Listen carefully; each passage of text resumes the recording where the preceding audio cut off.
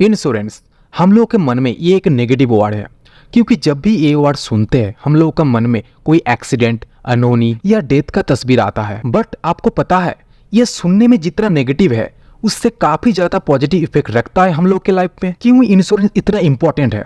अगर इंपॉर्टेंस हम लोग को पता है तो क्यों आज का डेट में ज्यादातर लोग इंश्योरेंस करवाते नहीं है? क्या इंश्योरेंस कराना सही नहीं है इसलिए ज्यादातर लोग इसको अवॉइड करते हैं? इंश्योरेंस कराना वेस्ट ऑफ मनी मानते हैं? क्या इंश्योरेंस कंपनी इंश्योरेंस के थ्रू आपका पैसा लूट लेते हैं? क्या इंश्योरेंस करा के सच में फायदा मिलता है या फिर सिर्फ मनी वेस्ट है? अगर इंश्योरेंस सच में इतना इंपॉर्टेंट है तो कौन सा इंश्योरेंस लेना चाहिए और किस तरह का इंश्योरेंस मेरे लिए या मेरे फैमिली के लिए लेना चाहिए? ये इंश्योरेंस कंपनियां काम कैसे करता है? आखिर ये कंपनियां हम लोगों से कैसे प्रॉफिट करते हैं? अगर ये सारे प्रॉब्लम का सलूशन आप ढूंढ रहे हैं तो आप सही वीडियो पे आए। बस पूरा वीडियो देखिए, एक एक करके सारे प्रॉब्लम का सलूशन आपको मिल जाएगा। नमस्ते दोस्तों, welcome to my YouTube channel master monkey finance. According of survey by finance ministry, India में ओनली 3 से 4% ही लोग इंश्योरेंस करवाते हैं। ये आंकड़ा इतना कम क्यों है मालूम है? मिसकंसेप्शन। क्योंकि ज्यादातर लोग सोचते हैं इंश्योरेंस लेना बस वेस्ट ऑफ मनी है। ये सारे इंश्योरेंस कंपनियां हम लोगों को इंश्योरेंस बेच के पैसा लूट के जाता है। हम लोगों का इंश्योरेंस का जरूरत ही क्या है? हम तो फिट एंड परफेक्ट है और इंश्योरेंस कंपनी वाले सच में पैसे देंगे या नहीं उसका भी कोई गारंटी नहीं है। ये सारे मिसकंसेप्शन के साथ ज्यादातर देशवासी अपना खुद का और अपनों का लाइफ को रिस्क में डाल रहे हैं। हम लोग अपना और अपनों का लाइफ से ज्यादा मोटर बाइक गाड़ी का इंपॉर्टेंस मानते हैं, क्योंकि हम लोग जब नया गाड़ी खरीदते हैं तो उसका इंश्योरेंस करवाते हैं, लेकिन जो प्राइसलेस लाइफ हम लोग के पास है उसका इंश्योरेंस नहीं करवाते, क्योंकि हम लोग इसको मनी वेस्ट मानते हैं। ये अच्छी तरह से जानते हुए भी गाड़ी रिप्लेसेबल है बट लाइफ रिप्लेसेबल नहीं है।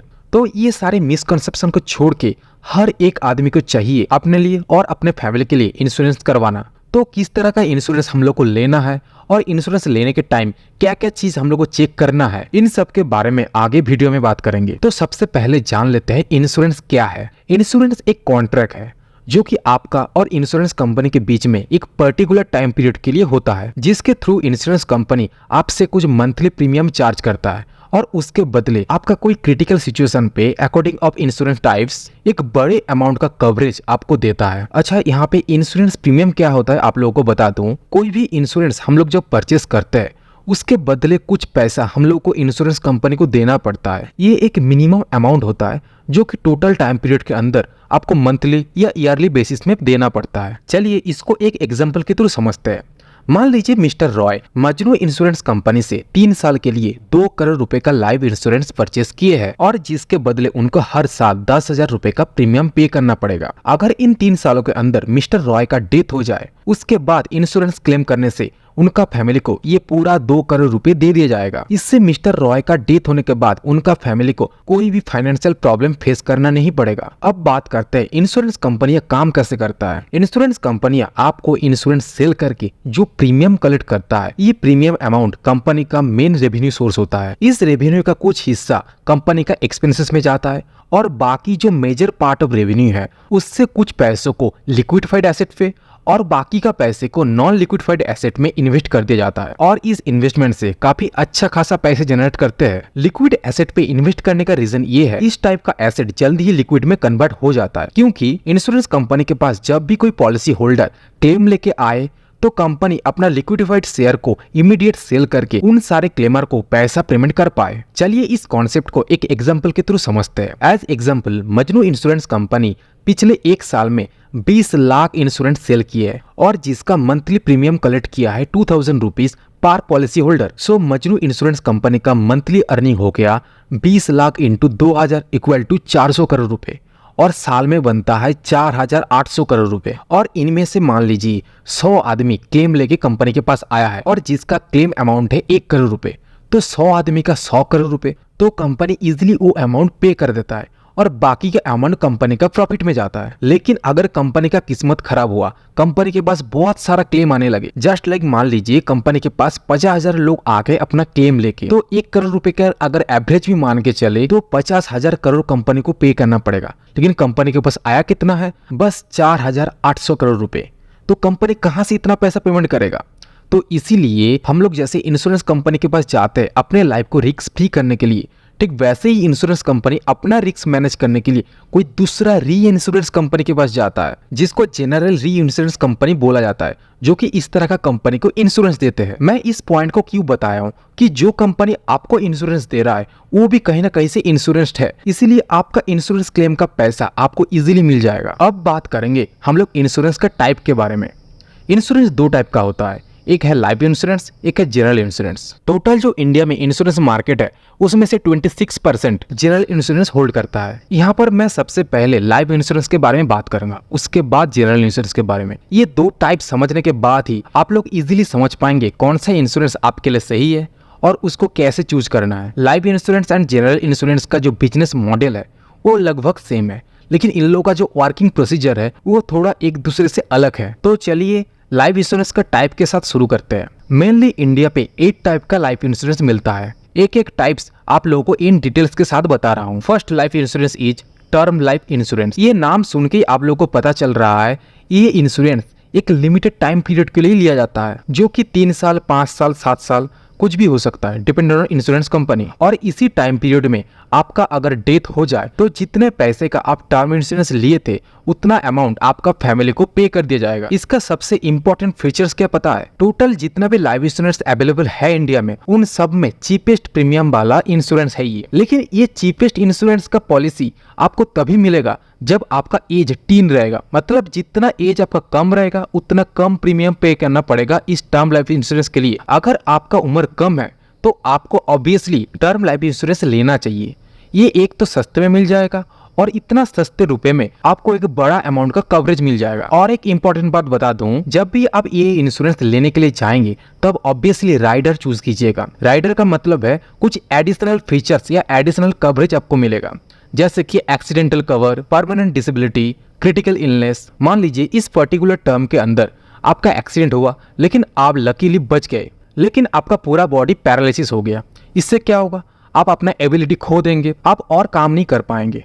तो इसी कंडीशन में आपको एक अच्छा खासा कवरेज मिल जाएगा इंश्योरेंस कंपनी की तरफ से अगर ये राइडर आप लेके रखते हैं तो। नेक्स्ट लाइफ इंश्योरेंस है होल लाइफ इंश्योरेंस। ये कुछ हद तक टर्म लाइफ इंश्योरेंस जैसा ही है, लेकिन इसमें जो कवरेज मिलता है ना वो मिलता है होल लाइफ के लिए। मतलब टर्म लाइफ इंश्योरेंस में क्या होता है, एक पर्टिकुलर टर्म के लिए आप इंश्योरेंस लेते हैं और इसमें क्या होता है होल लाइफ के लिए आपको कवर मिलता है। बट कंपैरेटिवली इसका प्रीमियम टर्म लाइफ इंश्योरेंस से थोड़ा सा ज्यादा है और इसके साथ सेम राइडर भी मिलता है। अब नेक्स्ट बात करेंगे एंडोरमेंट इंश्योरेंस प्लान के बारे में। ये लाइफ इंश्योरेंस थोड़ा सा अलग है बाकी दो लाइफ इंश्योरेंस से, क्योंकि पहले वाले दो में सिर्फ कवरेज मिलता है आपको, लेकिन एंडोरमेंट प्लान में आपको कवरेज एंड इन्वेस्टमेंट दोनों मिलेगा। इस इंश्योरेंस के अकॉर्डिंग आपका जो प्रीमियम अमाउंट जा रहा है उसका छोटा सा हिस्सा जाएगा आपका कवरेज के लिए और बाकी मैक्सिमम पार्ट जाएगा इन्वेस्टमेंट के लिए। अगर मान लीजिए इसी टाइम पीरियड में आपका डेथ नहीं हुआ तो आफ्टर मैच्योरिटी आपको investment amount with returns and कुछ बोनस भी दिया जाएगा। नेक्स्ट लाइफ इंश्योरेंस है मनी बैक पॉलिसी। ये इंश्योरेंस कुछ हद तक एंडोरमेंट इंश्योरेंस जैसा ही है,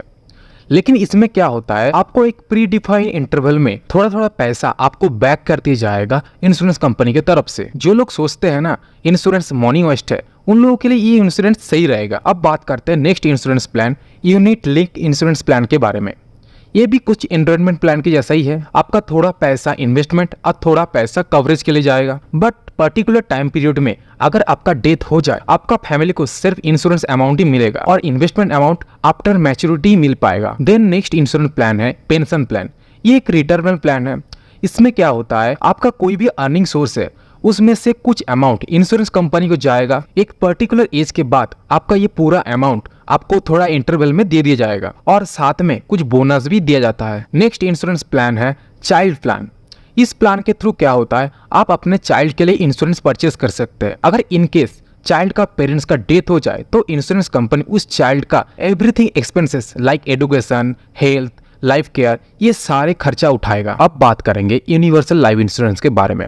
ये एक परमानेंट लाइफ इंश्योरेंस है just like others permanent life insurance, but ये होल लाइफ इंश्योरेंस से पूरा ऑपोजिट है। इस लाइफ इंश्योरेंस के थ्रू आप इन्वेस्टमेंट भी कर सकते हैं और कवरेज भी ले सकते हैं एंड कैश वैल्यू का एलिमेंट्स भी आपको ऑफर किया जाएगा। इसमें सबसे अच्छा बात ये है आपका जो प्रीमियम है आप कभी भी उसको राइज कर सकते हो या लो कर सकते हो इन ए सर्टेन टाइम लिमिट। यहाँ तक जितने भी लाइफ इंश्योरेंस है सबके बारे में बता दिया हूँ। अब आप इजीली डिसाइड कर सकते हैं आपके अकॉर्डिंग कौन सा लाइफ इंश्योरेंस सही रहेगा। ये सारे इंश्योरेंस तो डेथ रिलेटेड हो गया, लेकिन इससे भी ज्यादा इंपॉर्टेंट इंश्योरेंस के बारे में अभी बात करने जा रहा हूँ। सो प्लीज वीडियो को कंटिन्यू रखिए। Now time for general insurance. General insurance दो पार्ट का होता है, एक है हेल्थ इंश्योरेंस और दूसरा होता है, चलिए उसके बारे में आगे बताता हूँ। पहले हेल्थ इंश्योरेंस के बारे में बात कर लेता हूँ। जनरल इंश्योरेंस के अंदर सबसे इंपॉर्टेंट रोल प्ले करता है हेल्थ इंश्योरेंस। लाइफ इंश्योरेंस का मोटो क्या है? डेथ रिलेटेड है। आफ्टर डेथ आपका फैमिली को फाइनेंशियल सपोर्ट देना। लेकिन हेल्थ इंश्योरेंस क्या है? जब भी आप हॉस्पिटलाइज होते हो, क्रिटिकल इलनेस,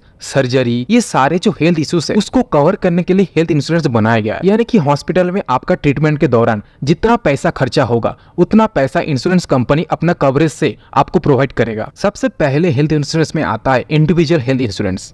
इसमें क्या होता है, कोई इंडिविजुअल को हेल्थ इंश्योरेंस का कवरेज दिया जाता है और इसके थ्रू उस इंडिविजुअल का कोई सर्जरी, इंजरी, क्रिटिकल इलनेस, इस टाइप का जितना भी बीमारी होता है उसका ट्रीटमेंट में जो हॉस्पिटल बिल बनता है उस बिल को इंश्योरेंस कंपनी पे करते हैं। नेक्स्ट इंश्योरेंस आता है फैमिली फ्लोटर। ये एक परफेक्ट इंश्योरेंस प्लान है जो कि पूरा फैमिली को प्रोटेक्ट करता है। इसके थ्रू आपका फैमिली मेंबर का कोई भी क्रिटिकल इलनेस हुआ या हॉस्पिटलाइज हुए तो उसका सारा एक्सपेंसेस इंश्योरेंस कंपनी अपना कवरेज के थ्रू वेयर करेगा और इसका जो प्रीमियम कॉस्ट है वो काफी कम है कंपैरेटिवली इंडिविजुअल हेल्थ इंश्योरेंस से। अब नेक्स्ट बात करते हैं ग्रुप हेल्थ इंश्योरेंस के बारे में। ये एक कॉर्पोरेट हेल्थ इंश्योरेंस है जो कि बड़े बड़े कंपनी अपने कॉर्पोरेट लेवल में ग्रुप ऑफ एम्प्लॉइज को प्रोवाइड करते हैं। इसका प्रीमियम काफी हाई होता है क्योंकि ये कॉर्पोरेट इंश्योरेंस है और इसमें बहुत ज्यादा लोगों को कवर कर सकते हैं। नेक्स्ट आता है senior citizen health insurance.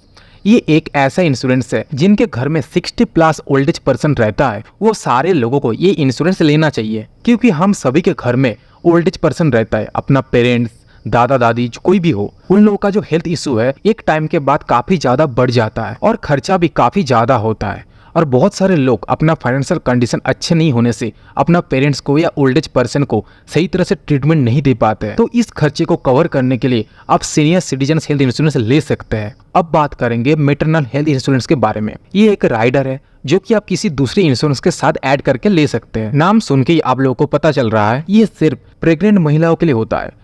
Pregnancy के टाइम पे महिलाओं का जितना भी हॉस्पिटल बिल्स है, खर्चे आता है, ये सारा एक्सपेंसेस इंश्योरेंस कंपनी अपना कवरेज के थ्रू पे करेगा। ये इंश्योरेंस प्रीमियम बेसिस में थोड़ा सा महंगा है लेकिन ये इंश्योरेंस प्रेग्नेंट महिला को अच्छा ट्रीटमेंट लेने में हेल्प करेगा। नेक्स्ट बात करते हैं क्रिटिकल इलनेस पॉलिसी के बारे में। इसके थ्रू क्या होता है, आपके बॉडी में कोई क्रिटिकल इलनेस हुआ यानी कि लाइफस्टाइल बेसिस में कोई क्रिटिकल इलनेस हुआ, cancer, paralysis, bronchitis, kidney problem, heart attack, ये सारा जो क्रिटिकल इलनेस है, ये सारे डिजीज का ट्रीटमेंट कराने के लिए जितना खर्चा आएगा उस सारे खर्चा का 95% इंश्योरेंस कंपनी अपने तरफ से कवरेज के थ्रू पे करेगा और बाकी 5% आपको अपने जेब से पे करना पड़ेगा क्योंकि इस तरह का एक्सपेंसिव ट्रीटमेंट में इंश्योरेंस कंपनी डिडक्टेबल क्लॉज के बेसिस में ही इंश्योरेंस सेल करता है। अब बात करेंगे जनरल इंश्योरेंस का जो दूसरा पार्ट है मोटर इंश्योरेंस के बारे में। इस इंश्योरेंस के बारे में सबको बेसिक आइडिया है, स्पेशली उन लोगों को जो लोग गाड़ी या बाइक खरीदते हैं। गवर्नमेंट रूल के हिसाब से आप लोग को मोटर व्हीकल इंश्योरेंस कराना पड़ता है जो कि जनरल मोटर इंश्योरेंस के अंदर ही आता है, जिसके थ्रू अगर आपका गाड़ी किसी वजह से एक्सीडेंट कर जाए